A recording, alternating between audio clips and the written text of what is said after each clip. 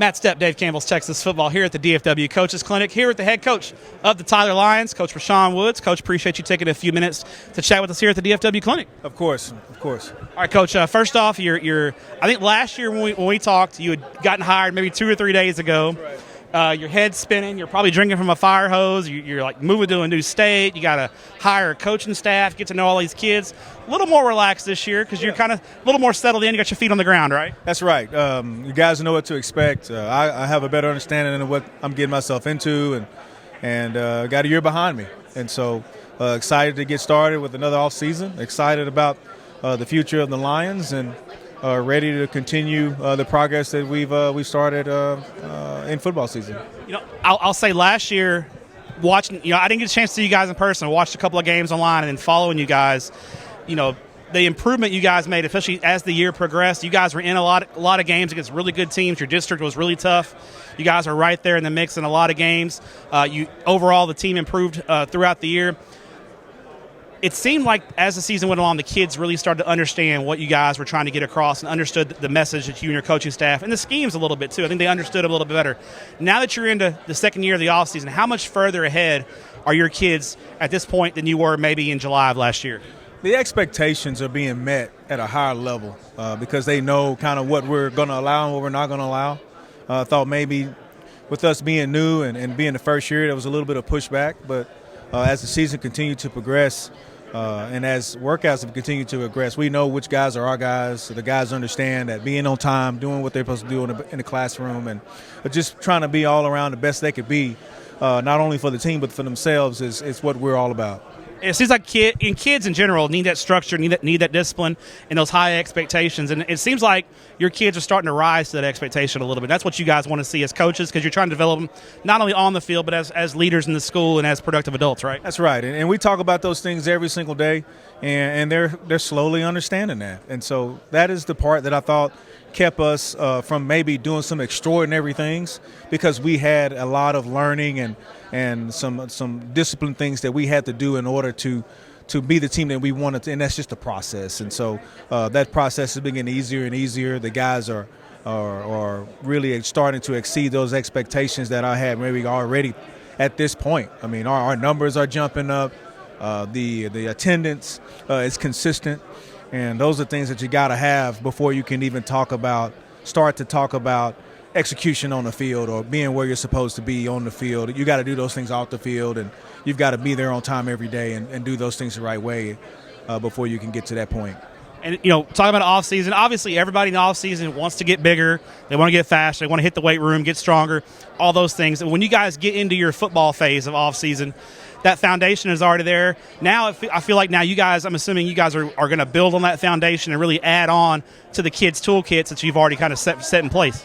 Right. I mean, we always start, at least for me, I'll always start from the beginning, from a standpoint of just getting the guys lined up, lining up the proper way, understanding what their assignments are, and just starting at the very beginning, the bare bones of it. And then we'll progress. Now we can progress a little bit faster now because the guys understand what's going on. But that process for the younger guys, or at least when we get those guys in, it'll kind of start over for those guys as well. And so not only are we doing that for the high school, once basketball season is over, we'll restart that process for the middle school kids that will be ninth grade, and try to streamline that deal to make it even more efficient than it is right now. And then, we got realignment coming up on February 1st. This is your first realignment in Texas, but we know they do realignment in Oklahoma as well. It's on an odd cycle than Texas. But overall, how do you approach realignment? I know it's something you really can't control. The UIL is going to do what the UIL does. But from a non-district scheduling standpoint, you got to be strategic about things and try to plan ahead. So how do you and your coaches kind of handle realignment this first time? Well, we knew we needed to get 2 games, more than likely. Maybe we'll need to get a third, maybe we won't. And to me, it really doesn't matter who we play. I don't put a lot of stock in that. It's always good to kind of look out. It's exciting to see who you're going to have to play and where you're going to travel. But the end of it is really you're focused on what you have to do, doing the things that your team needs to do from a organizational standpoint, from a this execution standpoint, so that we can play with the teams that we play. Last year, Longview, Forney, Lancaster were very, very deep in the playoffs. We played all those teams extremely well and extremely hard. And it's about as tough of a district that I've been in. And a lot of good football it's a lot of good football in East Texas, and more than likely we're going to have to bring a lunch pail every year because you're going to play those teams around those areas. Even though Longview and Lancaster and Forney has moved up, you still got other teams in the area that are very, very formidable, and we're going to have to be ready to play.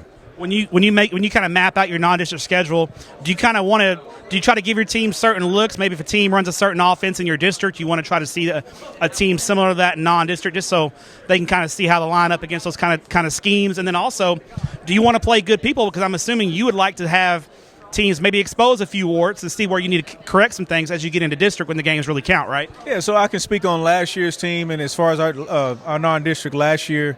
When you play teams like the ones I just mentioned, they're extremely formidable. You got two teams in the top 10 in 5A1. You don't necessarily have to have a very, very difficult non-conference because you have a gauntlet in the district. You talk about Lufkin, who was very good, McKinney North.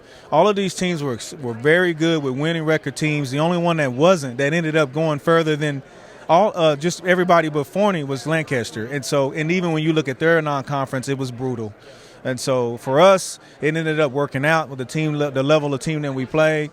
As far as what's going to happen, come February, we've already got 2 games. We're going to play Marshall again. We're kind of locked into Legacy, and so that play that game. That's right. That third week, it depends on if you get a 9-team schedule or not. Yeah. And then you kind of go from there, but you won't know that until next Thursday. And Marshall had a good team last year. Legacy was in 2 playoff teams, so it's not like you're playing good teams, right? There wasn't anybody that we could just show up and, hey, we're going to roll them. And we actually had to flat out get after it. These are teams that historically have a long history with Tyler. And they were all very, very good. They were well coached.